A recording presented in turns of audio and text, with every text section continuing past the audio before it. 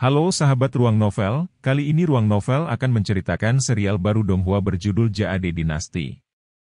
Sebelum kita lanjut, jangan lupa siapkan kopi dan cemilannya agar lebih nyaman mendengarkan alur cerita novel ini.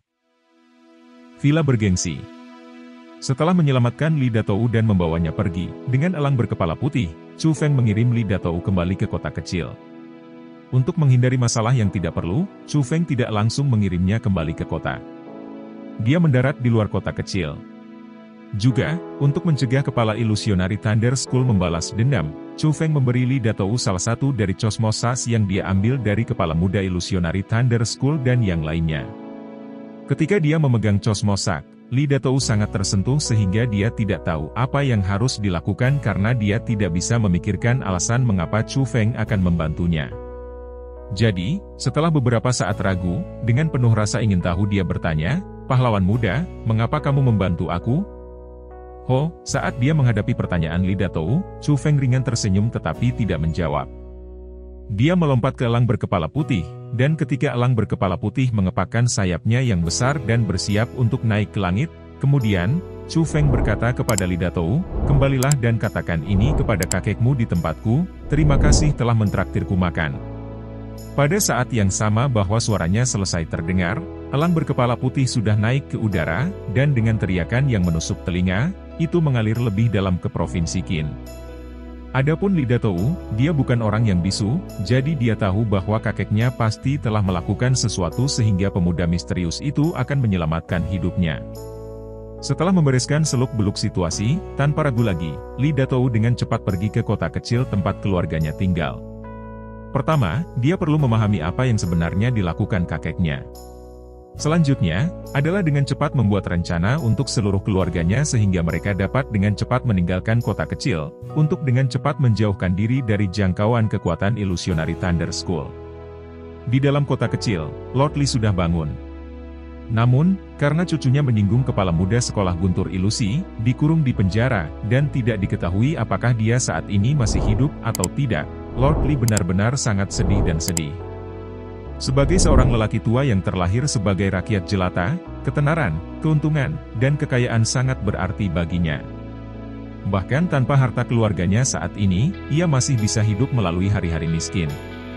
Tetapi jika sesuatu benar-benar terjadi pada cucunya, tidak akan ada lagi makna dalam hidup. "Kakek, kakek!" Tepat pada saat itu, sebuah suara yang familiar tiba-tiba terdengar di luar pintu. Mengikuti itu, Li Datou juga buru-buru memasuki ruangan. Setelah mengetahui kakeknya koma, Li Datou juga sangat khawatir. "Datou, apakah itu kamu?" Aku tidak bermimpi, kan?" Setelah melihat Li Datou, Lord Li bahkan berpikir bahwa dia sedang bermimpi. Dia merasa itu bukan kenyataan. "Kakek, ini aku. Aku Datou." "Tuhan, itu Tuan Muda. Benar-benar Tuan Muda, dia telah kembali." Li Datou dengan cepat menganggukkan kepalanya, dan pada saat yang sama, para pelayan di ruangan itu juga tanpa henti bersukacita. "Ini benar-benar Datou. Tapi bukankah kamu di penjara?" Melihat bahwa benar-benar cucunya yang kembali, Lord Li sangat gembira dan bingung. Dia merasa ada sesuatu yang aneh tentang itu. "Kakek, bukankah kamu meminta seseorang untuk menyelamatkanku?" Li Datou menjawab dengan sebuah pertanyaan. "Aku meminta seseorang untuk menyelamatkanmu." "Aku tidak." "Datou, kamu tahu situasi di keluarga kami. Alasan mengapa kami memiliki kekayaan keluarga kami saat ini adalah semua karena kamu. Bagaimana mungkin meminta seseorang untuk menyelamatkanmu dari penjara sekolah guntur ilusi?" Lord Li dengan tegas membantah. "Kakek, kamu tidak meminta seseorang untuk menyelamatkanku? Kemudian baru-baru ini, apakah kamu sudah memperlakukan seorang pria muda untuk makan?" Li Datou terus bertanya. Di pagi hari ini, memang ada seorang pemuda yang datang dari Provinsi Roh dan makan di Menshan. "Datou, mengapa kamu bertanya itu? Orang yang menyelamatkanmu bukanlah pemuda itu, kan?" Lord Li agak kaget ketika ditanya. "Seharusnya tidak ada kesalahan. Kakek, karena kamu membantu orang lain dengan hati yang baik, itu sebabnya ahli datang dan menyelamatkanku, karena setelah menyelamatkanku, pemuda itu bahkan memberitahuku untuk mewakilinya untuk berterima kasih karena telah memperlakukannya untuk makanannya." Li Datou sudah sepenuhnya membersihkan diri. Kebenaran situasi. Datou, apa yang kamu katakan itu benar. Pemuda itu menyelamatkanmu. Tapi usianya, bagaimana mungkin? Pada saat itu, wajah Lord Li dipenuhi dengan keheranan. Dia masih bisa mengingat wajah muda Chu Feng juga usianya yang sangat kecil. Meskipun Chu Feng menyebut dirinya sebagai pembudidaya bela diri, bahkan jika dia adalah seorang satria bela diri, tidak mungkin baginya untuk memiliki kekuatan untuk menyelamatkan cucunya dari sekolah guntur ilusionari kan? Jika Chu Feng benar-benar kuat, itu agak terlalu menakutkan.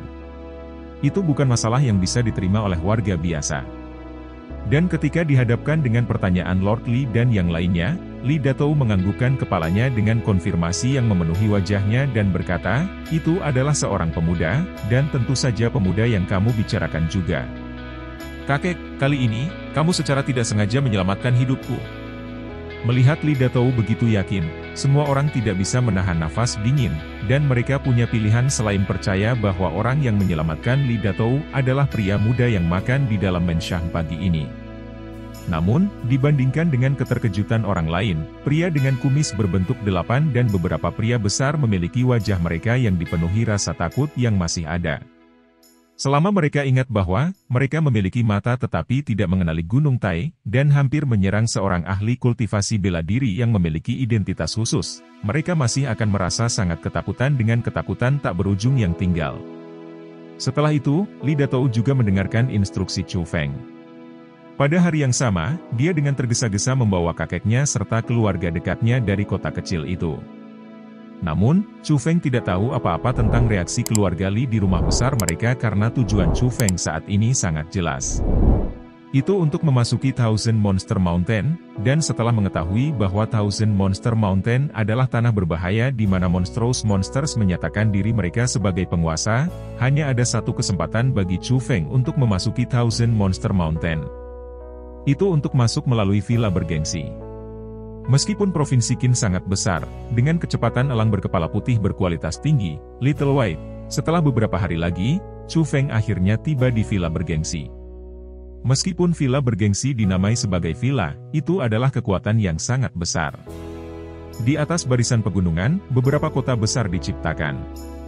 Kota-kota itu tidak hanya mencakup ruang yang luas dengan kekuatan besar, setiap kota bahkan saling terhubung. Tidak peduli apakah itu dalam hal kekuatan atau wilayah, itu adalah yang paling ekstrim dari semua kekuatan yang telah dilihat Chu Feng. Namun, karena pertemuan pernikahan, saat ini, orang-orang membentuk gunung dan lautan di luar villa bergengsi. Para jenius muda dari 9 provinsi berkumpul, dan saat ini, bahkan ingin memasuki villa bergengsi adalah masalah besar, belum lagi mendapatkan kualifikasi untuk berpartisipasi dalam pertemuan pernikahan. Mengutuk. Skala ini, semuanya tidak dapat menemukan istri? Mengapa begitu banyak orang datang ke sini untuk keaktifan? Chu Feng saat ini berdiri di dalam lautan orang. Ketika dia melihat jalan menuju villa bergengsi yang memiliki naga panjang manusia di mana ujungnya tidak bisa dilihat, dia mengerutkan kening dengan erat dan wajahnya menjadi sedikit biru. Karena Chu Feng benar-benar tidak tahu berapa lama dia harus masuk ke villa bergengsi jika dia berbaris. Selain itu, tidak hanya orang perlu berbaris untuk memasuki villa bergengsi. Pada kenyataannya, bagi banyak orang, mereka berjalan jauh ke tempat ini dan dengan susah payah menunggu lama dalam antrian, tetapi mereka diusir di pos pemeriksaan investigasi pertama karena status atau posisi mereka tidak mencukupi. Dan setelah melihat pemeriksaan ketat seperti itu, Chu Feng yang datang dari Provinsi Azur benar-benar tidak tahu apakah dia bisa mendapatkan kualifikasi untuk memasuki villa bergengsi. Oi, bocah itu di sana. Apakah kamu akan antre atau tidak? Jika kamu tidak akan masuk, jangan menghalangi jalan. Orang-orang di belakang kamu masih perlu memasuki garis kan? Sama seperti Chu Feng ragu-ragu, orang-orang di belakangnya mulai berteriak dengan tidak sabar.